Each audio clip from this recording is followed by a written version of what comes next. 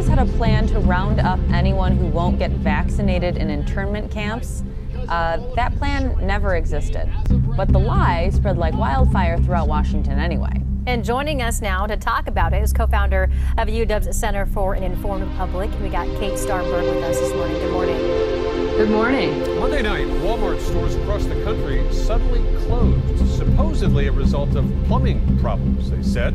Tonight, Hillsborough County Commissioner, who worked with Walmart for years, says he has plenty of... They are patently false, yet disinformation campaigns and conspiracy theories have become a fact of our lives these days, particularly in politics.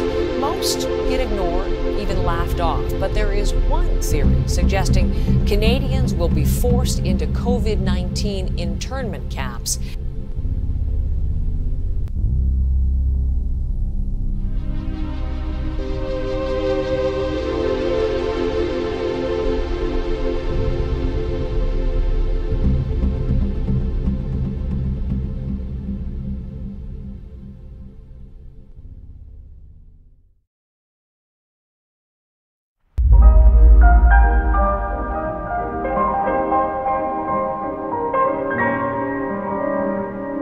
Japanese attacked Pearl Harbor, our west coast became a potential combat zone.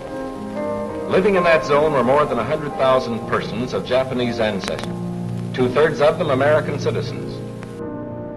Someday I'll meet you again. Tell me where, tell me when. Someday I'll meet you again, and I'm yours until then. Each night I'll wish on a star that you stay as you are. You have my heart, but my heart wonders when we'll meet again. Dear one, this is our fate, partings and sad goodbyes. Dear one, I'll always wait for that blue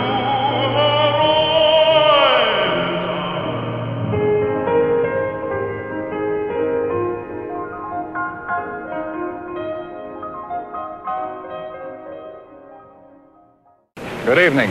This is NBC News Election Central. For several million of us Americans, this is a most extraordinary election. By circumstances which must be obvious, I hereby speak for all those Americans who have adjusted to the immutable fact that come what may tonight, we shall be older than the President of the United States. And for any who might have harbored the so-called father image of the President, the switch to the young brother image may be a shocker.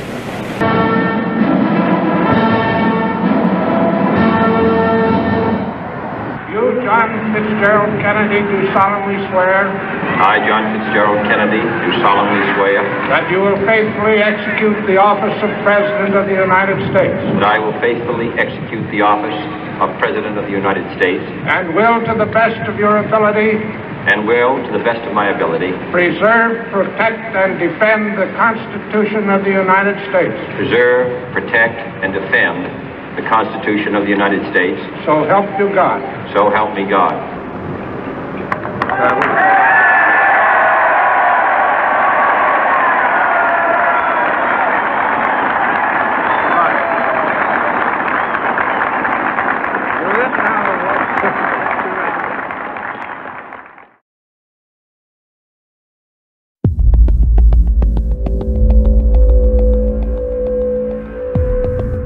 10995 allows the government to seize and control communication to media.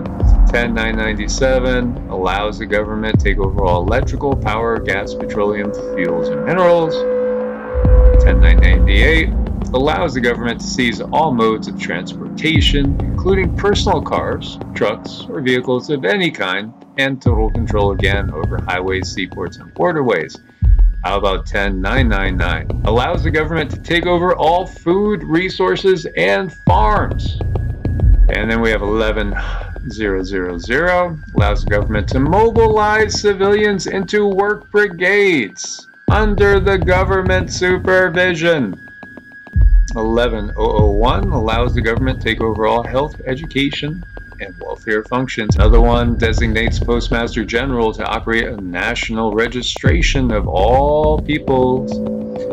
Another one allows the government to take over all airports, aircraft, including commercial aircraft.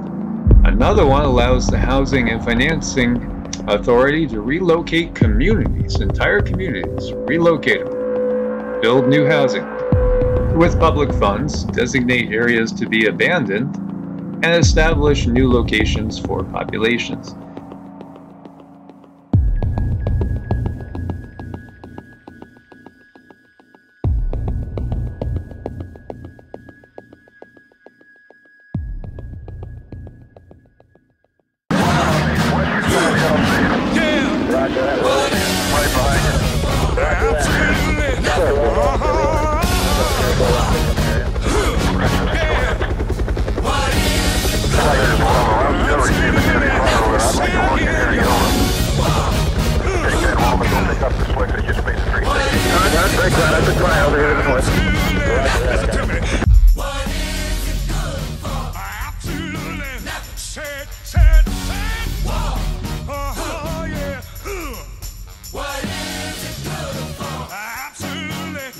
Listen to me. It ain't nothing but a heartbreaker. What is it good for? Absolutely. Nothing. Say it again. Whoa, Lord. What is it good for? Absolutely. Nothing. Listen to me. Whoa. It ain't nothing but a heartbreaker. Whoa. Friend only to the Undertaker. Whoa.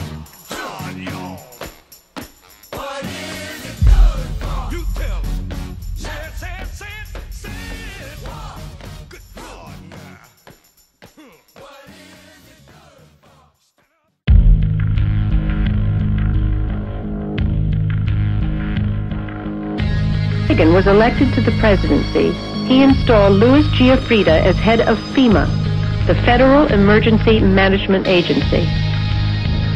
Giuffrida was an old cold warrior from Reagan's California days whose specialty was suppression of unrest and dissent. Giuffrida, North, and George Bush began to turn FEMA into an instrument of domestic anti-terrorism. You're dealing with a group of people in the Reagan administration who equated political dissent with treason and who cannot differentiate between emergency procedures, which I think everyone agrees are necessary, and suppressing political dissent. And with North and Poindexter and Casey, you had a group of people who saw Americans who disagree with them as the enemy. Colonel North, in your work at the NSC, were you not assigned at one time to work on plans for the continuity of government in the event of a major disaster? Mr. Chairman. I believe that question touches upon a highly sensitive and classified area, so may I request that you not touch upon that, sir. I was particularly concerned, Mr. Chairman, because I read in Miami papers and several others that there had been a plan developed by that same agency, a contingency plan in the event of emergency that would suspend the American Constitution. And I was deeply concerned about it and wondered if that was the area in which he had worked. I believe that it was, may I most respectfully request that that matter not be touched upon at this stage. If we wish to get into this, I'm certain arrangements can be made for an executive session. And tragically, the only member who got close was Jack Brooks, and he was stopped by the chairman.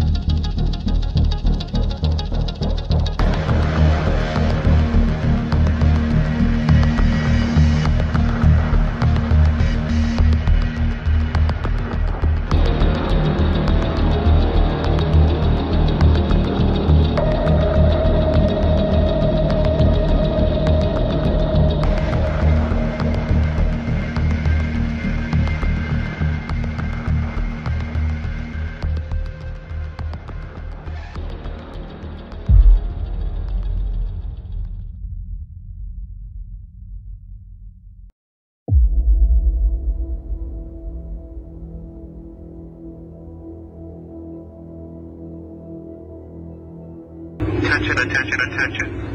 American forces are here to help. Remain calm. We will not tolerate civil disobedience. Attention, attention, attention. American forces are here to help. Please remain calm. We will not tolerate civil disobedience. I've made 2 documentary films about the police state and been to dozens of these military training operations where they hire hundreds of role players to beg and scream, "We're Americans, please don't put us in camps, don't take our guns."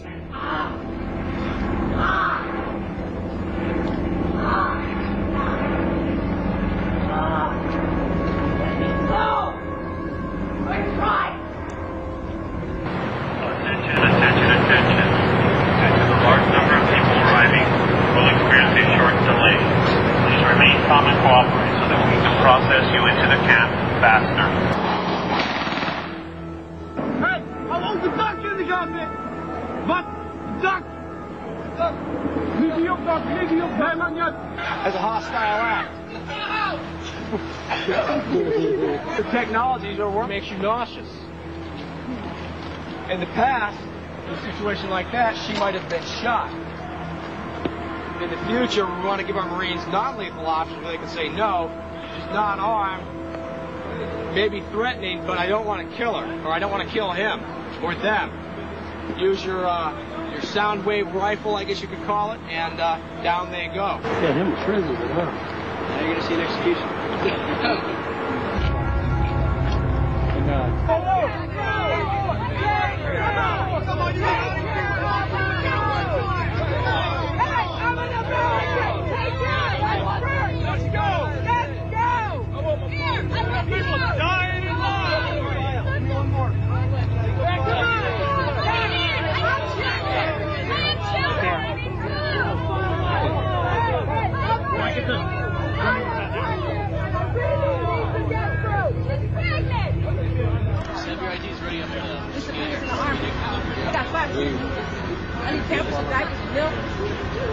Okay, these guys have plastic handcuffs available.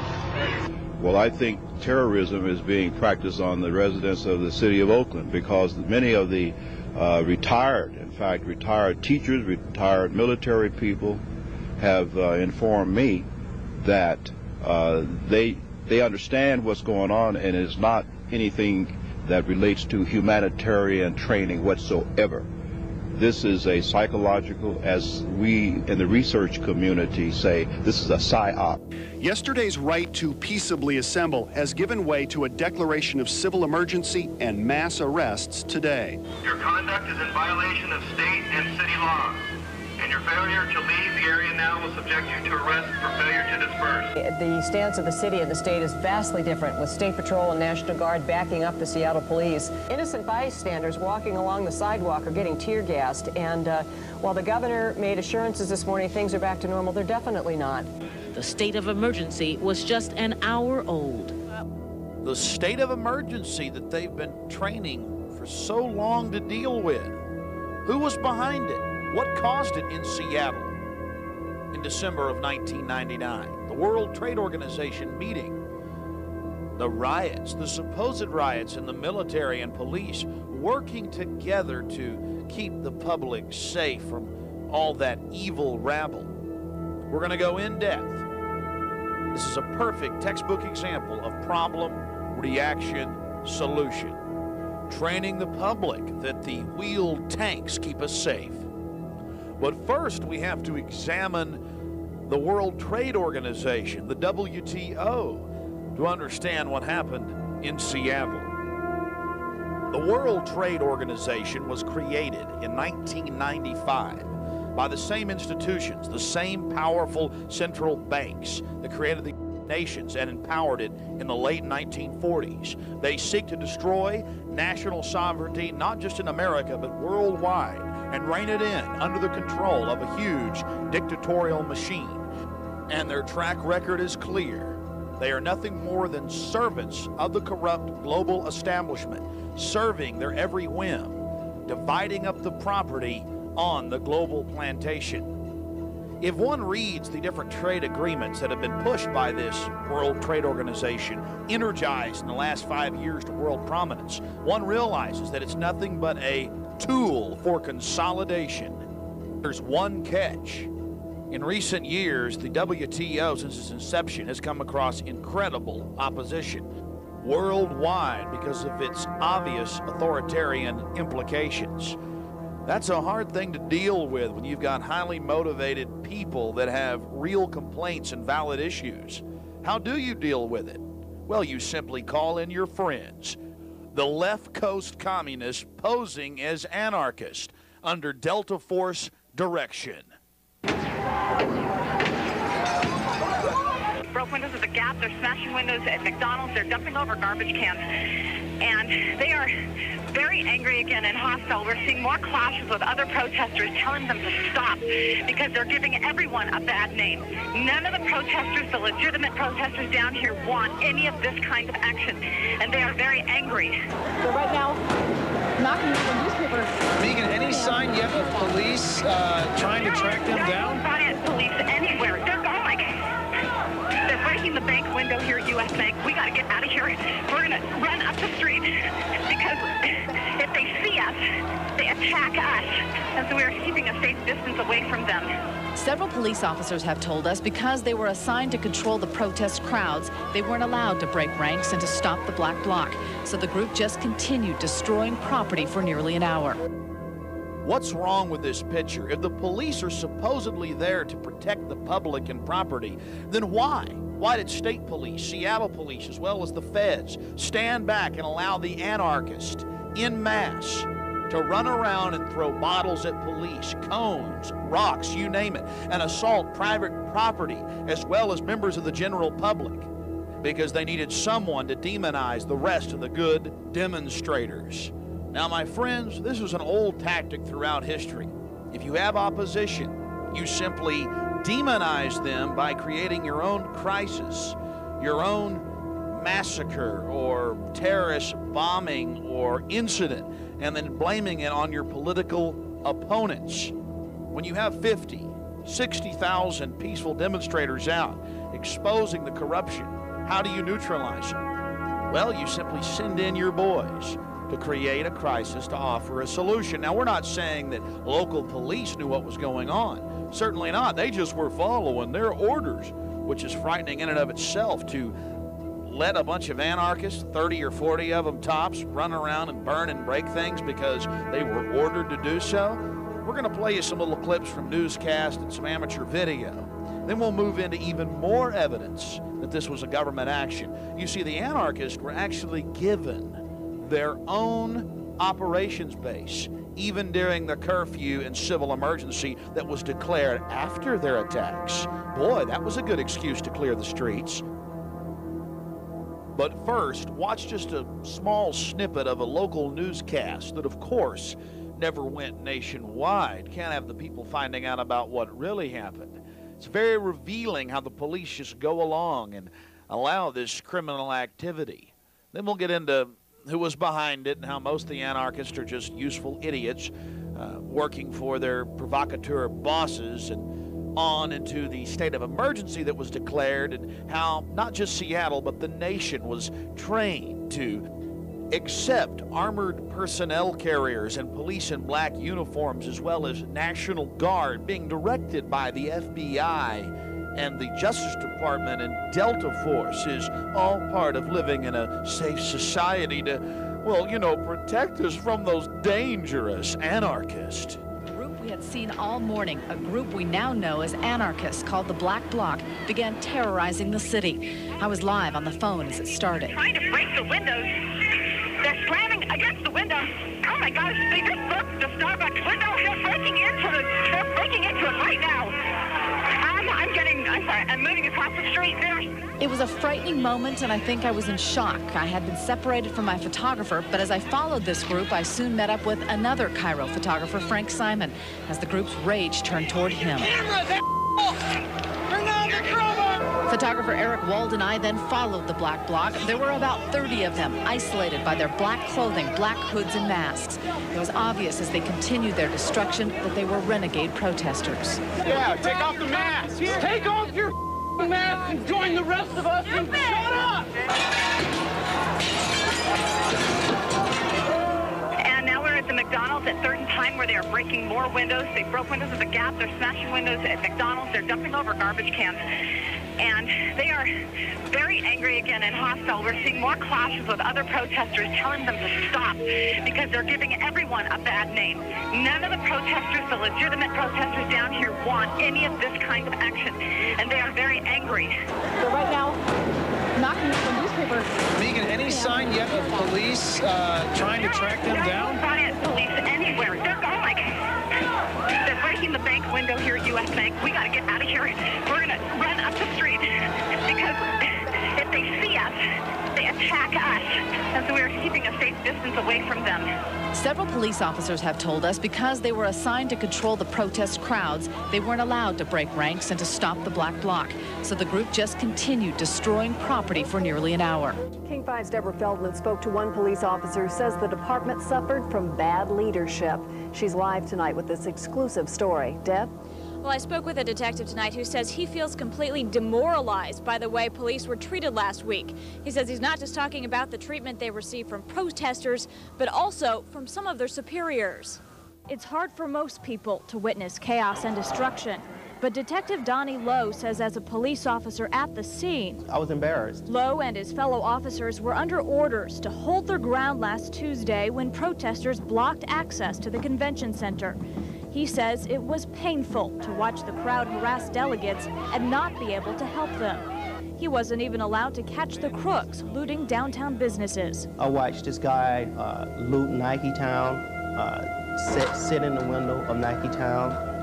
At some point in time, the employees of Nike Town were chased out, and they came running to us for assistance, and what we wasn't allowed to do anything. Detective Lowe has, well, half the answer right.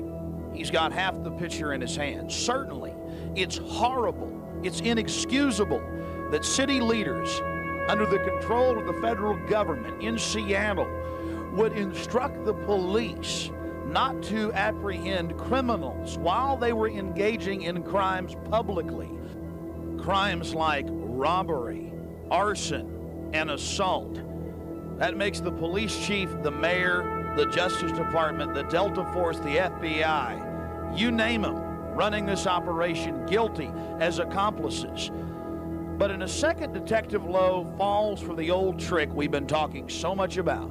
Problem, reaction, solution. He says, you know, we were attacked out there for a day. But you know, later the city got it together and we went ahead and declared the emergency. Why, we had the no protest zone. Yeah, half the city.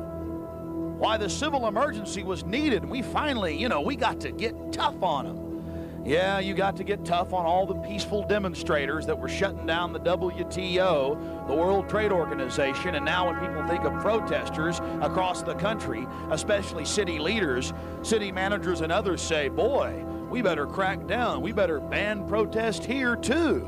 And they're passing ordinances across the nation to implement emergencies whenever they feel like it. And the federal government is rubbing its hands together.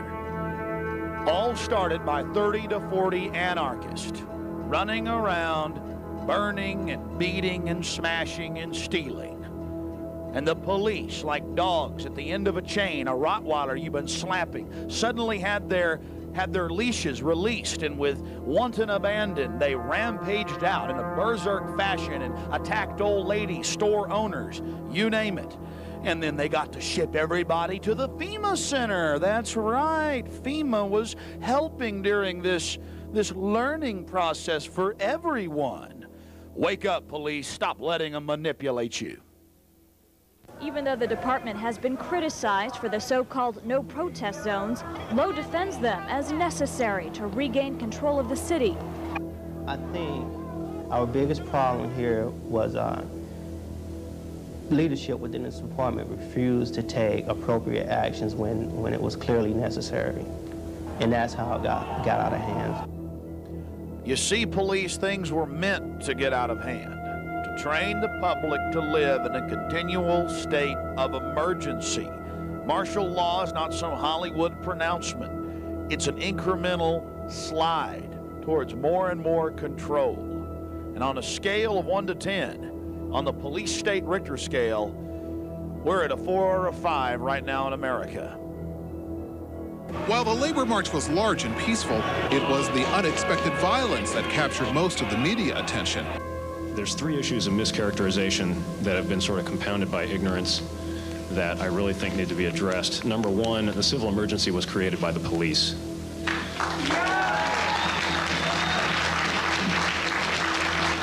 The police did nothing but stand there until there was enough property damage, and then suddenly there was a civil emergency.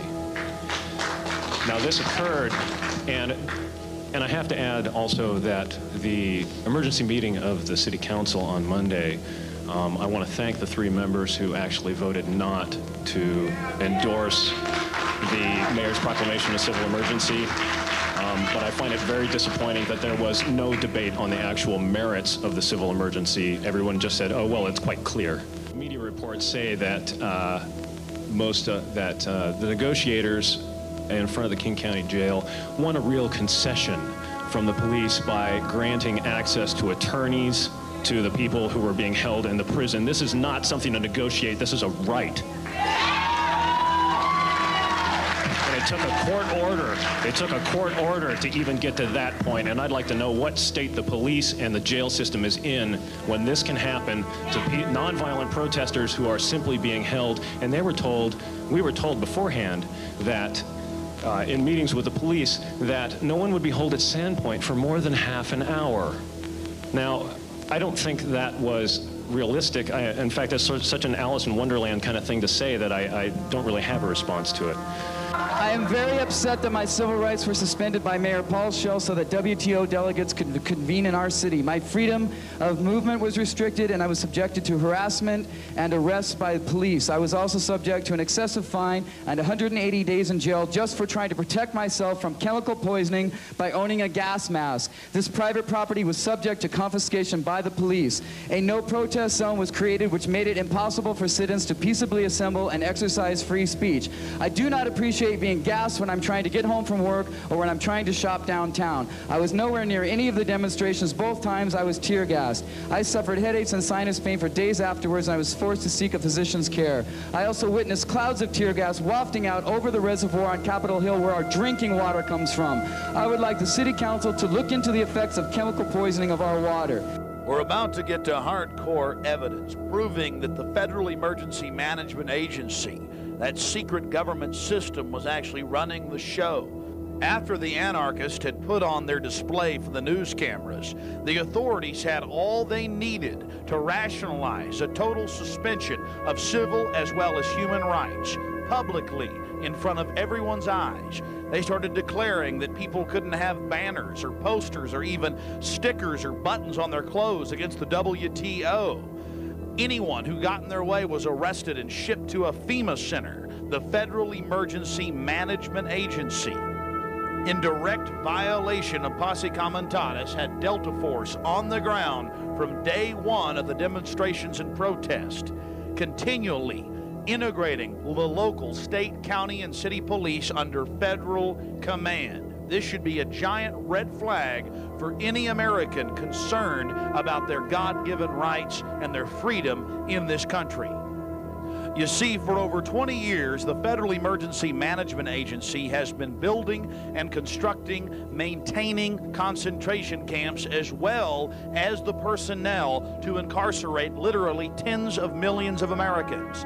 It seems now, with some of the latest developments, they are attempting in a psychological warfare program to condition and control the populace so the populace will actually believe that all of this is needed to maintain the public safety.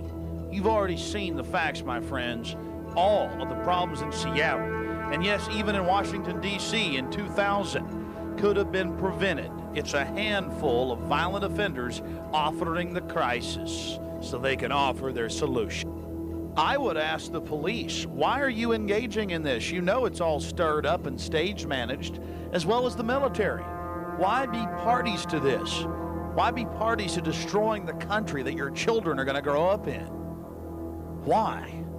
You can stand up, you can stop it, you can educate your friends and neighbors. That's the solution to this out-of-control government engaging in mass mind control and manipulation of the police, the military, as well as the general population. Break your conditioning. At least 250, perhaps more, and those that have been taken into custody from the streets of downtown Seattle, protesting for a variety of reasons. The World Trade Ministers here on their visit. You see them here with their hands pretty much cuffed behind their backs with those plastic sort of strap handcuffed apparatus. They are being led into the Sandpoint Brig. Remember, we told you about this story, dancing all the way in some cases. We told you about this story a couple of weeks ago. A number of the neighbors in that area of Sandpoint Naval Air Station were shocked to hear that the old brig was being reopened just in case it was needed, and it has been. As we said, at least 250 arrests now, maybe more. And we've seen 400 people arrested. The facility at Sandpoint, we're told, is full. We're told they did not create another one at Boeing Field. But they continue to arrest people, and they continue to crack down hard on the protesters this afternoon. That no protest zone, as we call it, is bordered between Lenore and Seneca and Bourne and 4th Avenue. We call it a no protest zone. Some people were taken in forcibly into the building to be booked, and those people, I'm told, have been refusing to give their names or their hometowns or any information to authorities. They are being fingerprinted, and some of those people have already been taken down to the King County Jail for additional processing. So it is a very, very slow process out here, and right now, as I said, it is basically a stalemate between the protesters that are here on the Metro buses. There's 2 Metro buses, basically half full, and the police who have been processing some, but now at this point it's a waiting game. Emily, Dan, I would Kathy, have back to say to you. that police, while we all want to see people get their legal rights, I would think police are looking at this as kind of a win-win situation. Those people are on the buses, they're not on the streets. Some of the protesters that are here now were earlier at the corner of 8th and Lenora, where about 40 people were arrested. They are pledging to make this a non-violent protest. They want to be able to make their point about the WTO. And now it seems, Brad, that really has shifted more from the anti-WTO stance to an or pro, I should say, constitutional rights. And we're seeing chants now instead of down with the WTO, it's like freedom of assembly, freedom of free rights. These people are angry about the fact that they're not allowed to protest peacefully today. That certainly does seem to be the case. Let's go to Nicole Rodriguez, who's down there in the action, to get her perspective. Nicole? Hi, I'm standing here right in the middle of the crowd that's protesting, and I want to ask this person in front of me, sir, can you tell me what this is about when the police came in and... Police never left. They've been here all day. From the moment there was any more than 3 or 4 people on the street together, they've suspended our right to gather together on the street. The Constitution's been suspended in Seattle today. These people were doing absolutely nothing. Nobody was directly confronting the police. No one laid hands on anybody. Nobody touched property. And they were arrested anyway solely because the WTO comes to town. China and other foreign governments wander in here, and they've suspended our Constitution, supposedly the greatest democracy in the country. And now they're gassing everybody. What did you see here? Did you see any violence? In downtown Seattle today, the First Amendment ended at 4th and Spring. Any part of an organized protest today?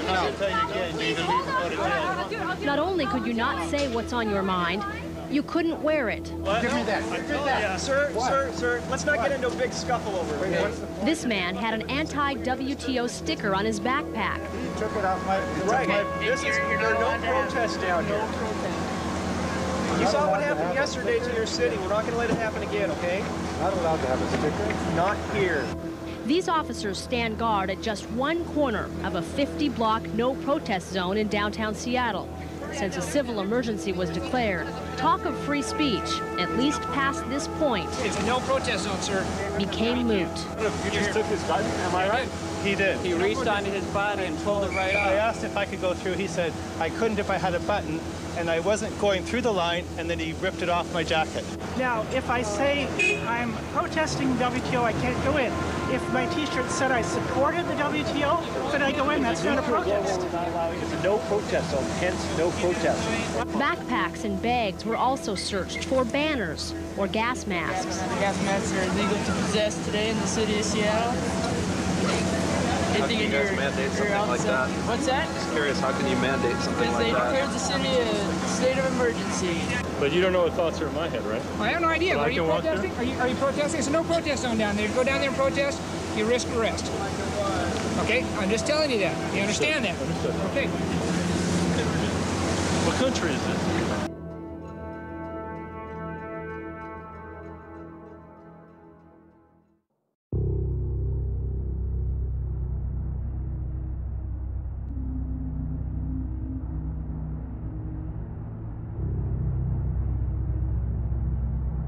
One of my listeners in Missouri, a patriotic firefighter, sent us this footage of a FEMA commando demonizing Christians to a group of police and firefighters.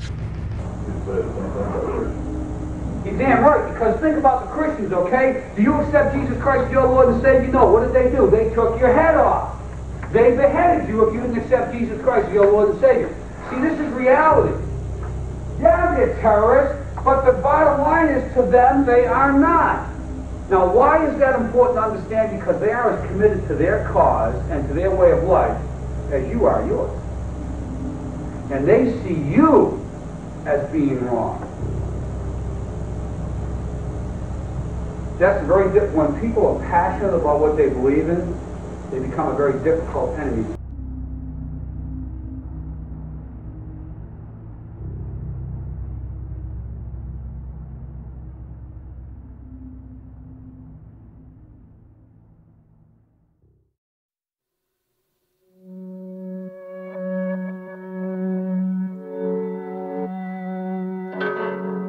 The FEMA plans to imprison American citizens have generated a lot of interest around the country in locating the potential prison camps throughout the country.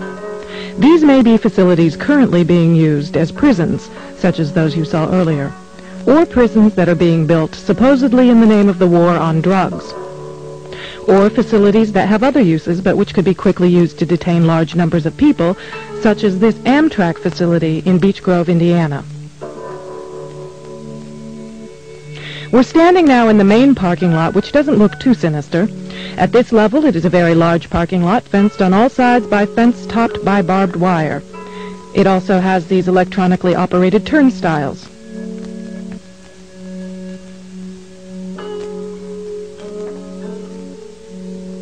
There is also a surveillance camera, just like we saw at the FEMA facility, pointing out to the parking lot, and a helicopter windsock. All of these apparent security measures are particularly unusual here, because this is a very low crime area, and this facility is nothing but an old train repair station with nothing in it worth stealing. In this portion of the parking lot is a brick building, suitable for processing, next to a gate that leads right out to the railroad tracks, and all of this is contained inside a fully fenced area, now 3 layers deep in fencing at this point. This U.S. Air Force train indicates federal and military involvement. Facing the opposite direction, you can see that this area, too, is a very large fenced area with railroad track running the length of the fence and plenty of warehouses.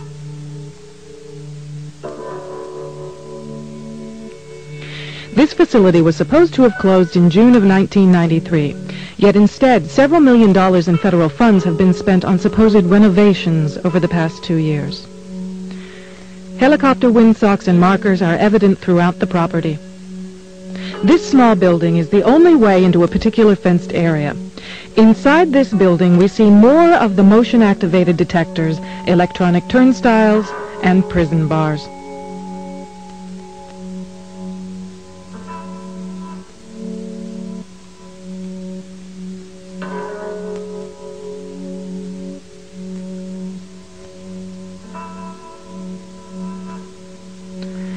All of the renovations to this property have involved putting in new fencing, electronic turnstiles, concrete flooring in unused warehouse buildings, and putting in large gas furnaces on buildings that were never heated any time in the past 20 years.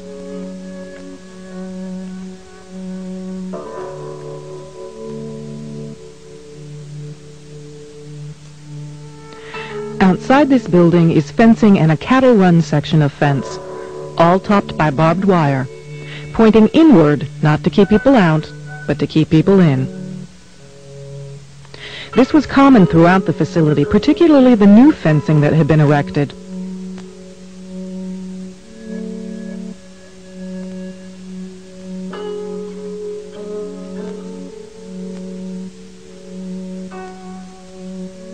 Inside the fenced area on the other side of the building, you'll see signs that say Red Zone, right up next to the railroad tracks that run the length of the fenced area. Next to the Red Zone sign, you can see closely numbered markers on the fences that are too closely spaced to be parking markers, just as if they plan to have people line up to board the trains.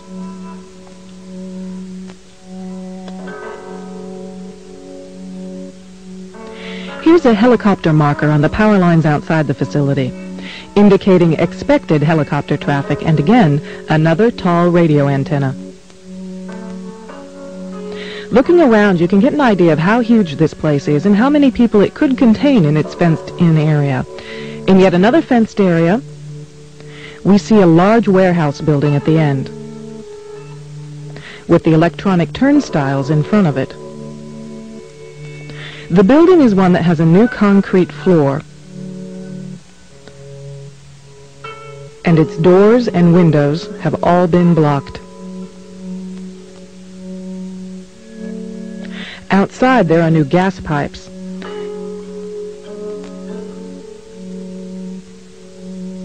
Even as we were filming, a black helicopter flew over us, observing what we were doing, which has happened many times when we have been at the facility.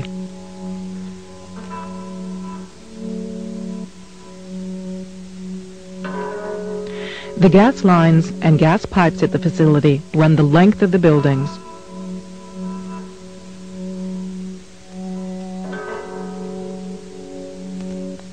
And come out at some very, very large, brand new furnaces that have been installed at the buildings throughout the facility.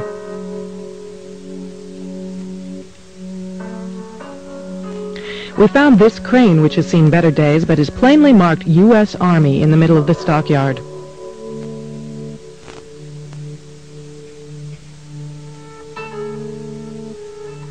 We found other fully working military trucks and equipment here at other times.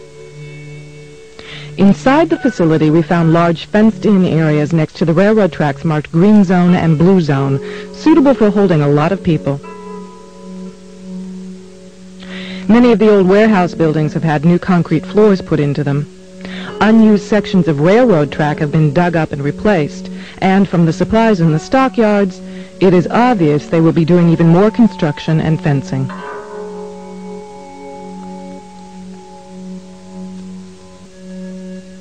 Senator Lugar of Indiana recently obtained more federal funding to renovate this facility, which is supposedly only for the repair of broken trains and where most of the buildings on the property haven't been used for years. It certainly appears they are expecting more than just broken trains. This tower, overlooking the entire facility at one end of the facility along the railroad tracks, also has a radio antenna on it with a ladder up inside of it. It would make an excellent watchtower.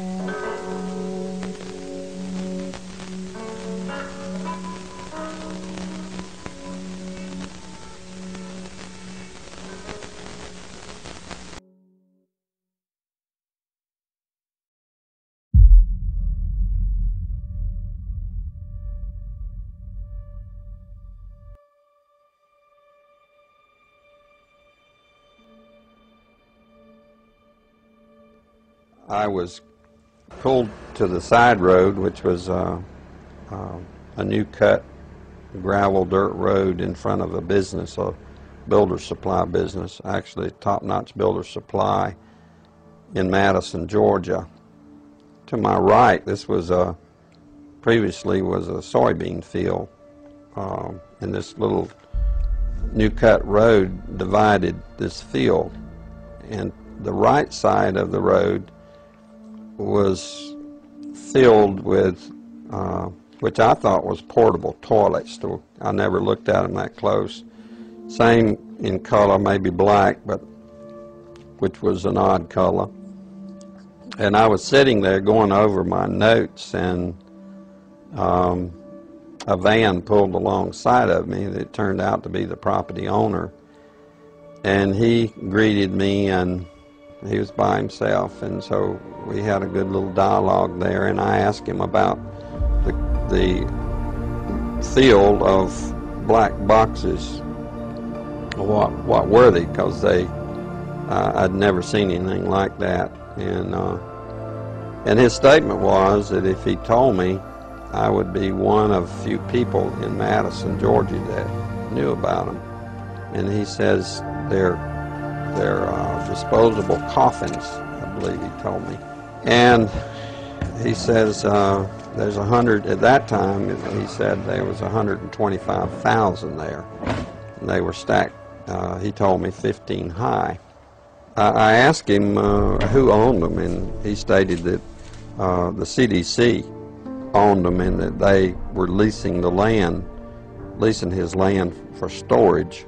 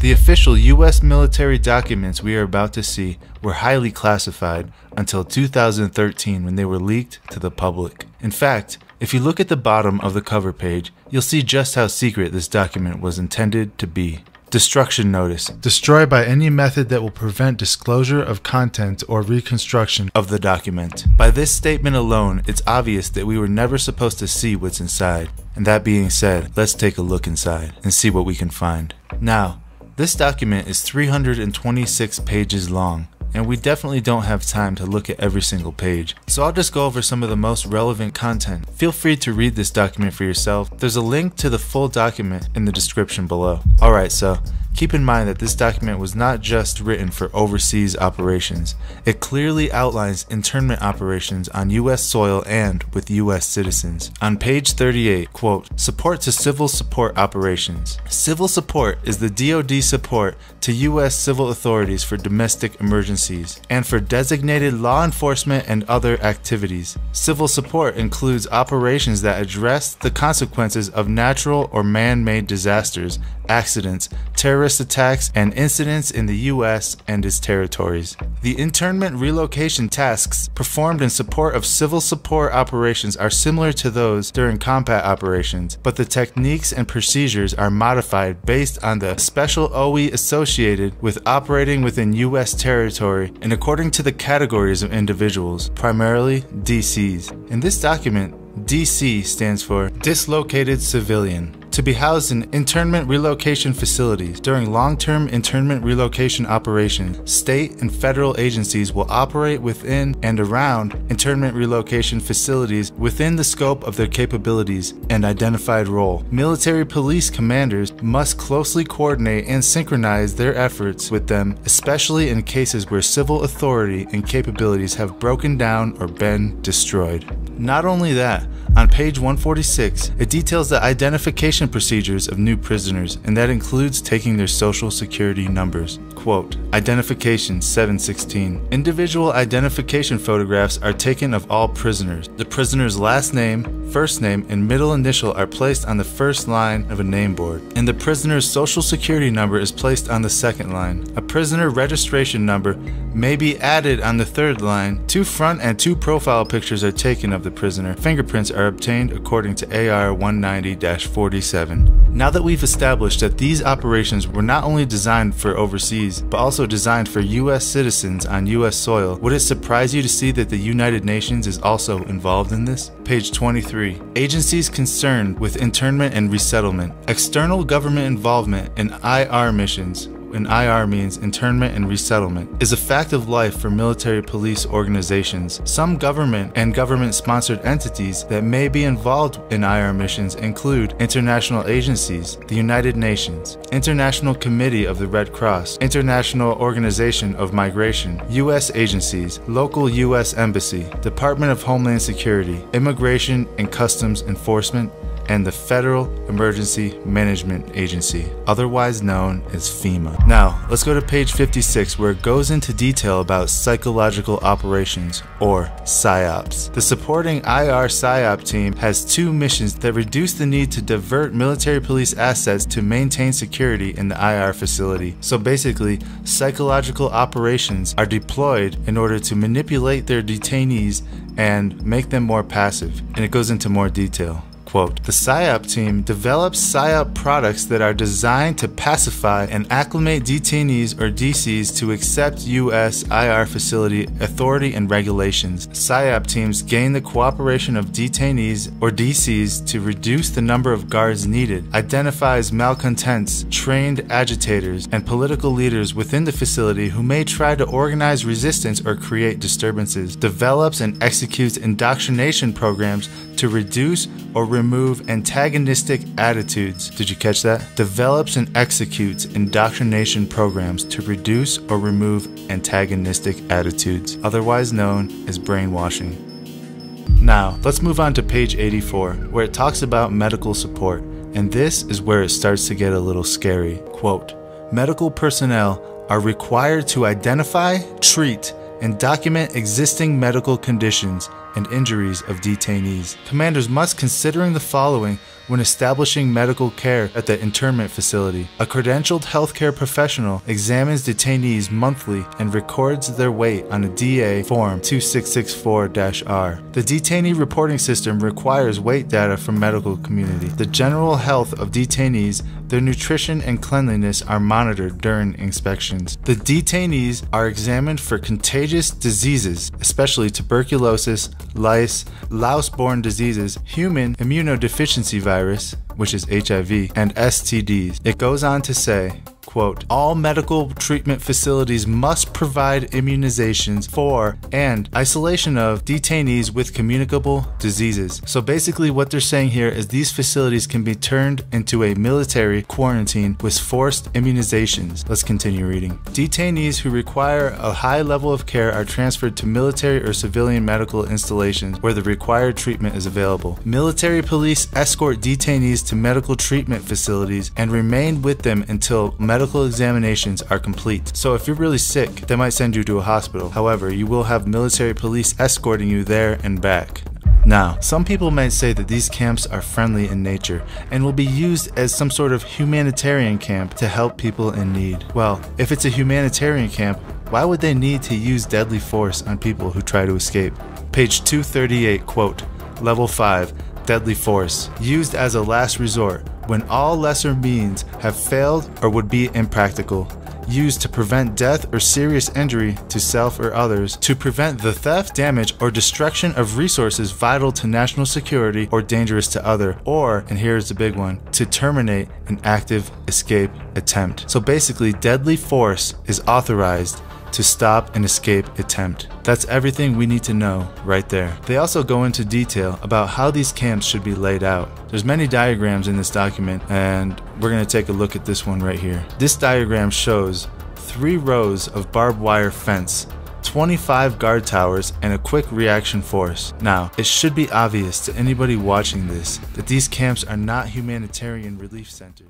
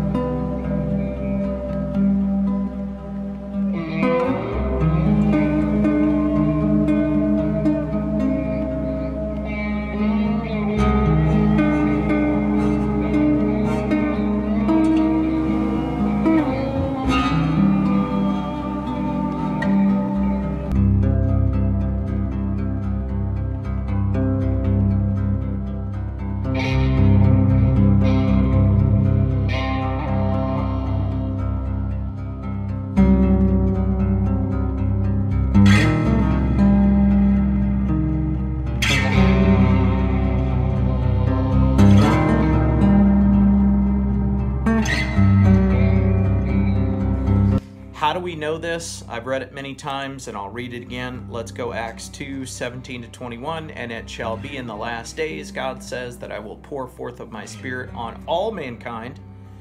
Your sons and your daughters shall prophesy, your young men shall see visions, your old men shall dream dreams. Even on my bondslaves, both men and women, I will in those days pour forth of my spirit, and they shall prophesy. So, thank you, sir.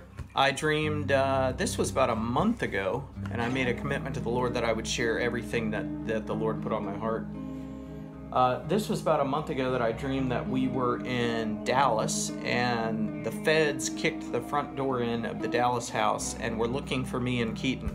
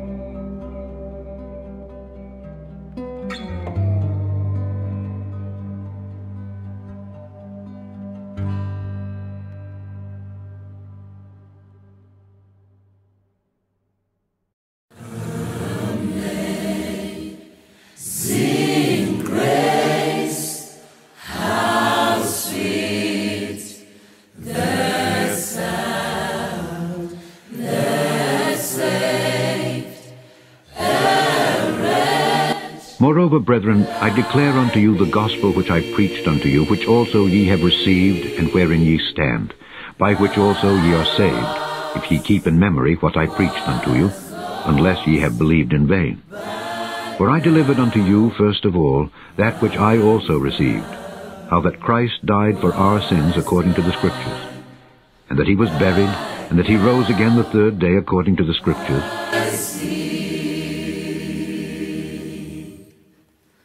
'Twas grace that taught my... For by grace are ye saved through faith, and that not of yourselves, it is the gift of God, not of works, lest any man should boast.